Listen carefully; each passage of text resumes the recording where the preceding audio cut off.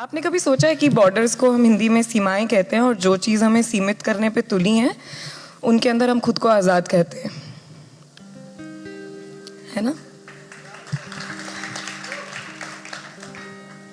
मगर मैं कोई पॉलिटिकल मसला खड़े करने नहीं आई हूँ। मेरा सवाल बस इतना सा कि जो ये बॉर्डर्स हैं, जो ये लकीरें हैं, ये किसकी हैं?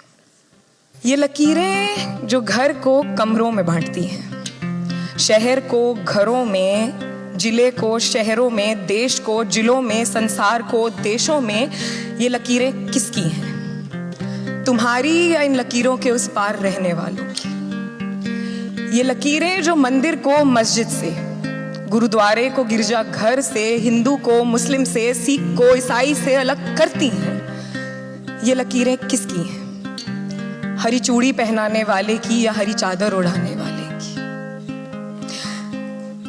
इन लकीरों पर जमी धूल, उसमें लिपटे कुछ कंकड़, उन कंकड़ों में लिपटी कुछ खून की बूंदें और उसी खून की नरमी से उगती घास और उसके ऊपर का थोड़ा सा आसमान किस मुल्क का है? आपको याद है हम सब बचपन में एक पेंटिंग बनाते थे, एक वो हट वाला घर, उसके पास से निकलती एक नदी, नदी के उस पार पेड़ पौधे घर, पीछे पहाड़ और पहाड़ों के बीच में से उगता सूरज।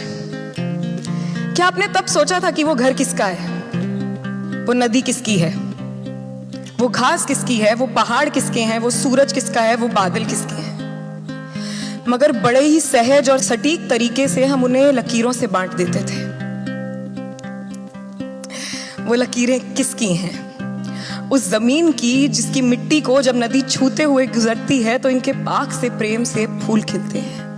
या उन बादलों की जो इन फूलों को पौधा और फिर पेड़ बनना सिखाते हैं अपनी रूह से सींच सींच कर? या उस आसमान की जो किराया तक नहीं मांगते सारी उम्र इन बादलों को अपने दामन में रखने का?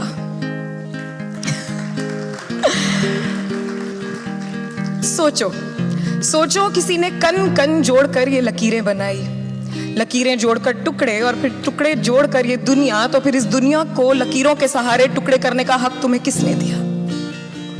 खैर सोचो सोचो, अगर तुम इन लकीरों को 1000 दफा भी बांटोगे तो एक लकीर रह ही जाएगी जो खुली आंखों से नजर नहीं आएगी, मगर वो चीख चीख चिल्लाएगी कि अगर कोई आजाद है तो वो ये लकीरें हैं और अगर कोई उनमें बंद है तो वो तुम हो।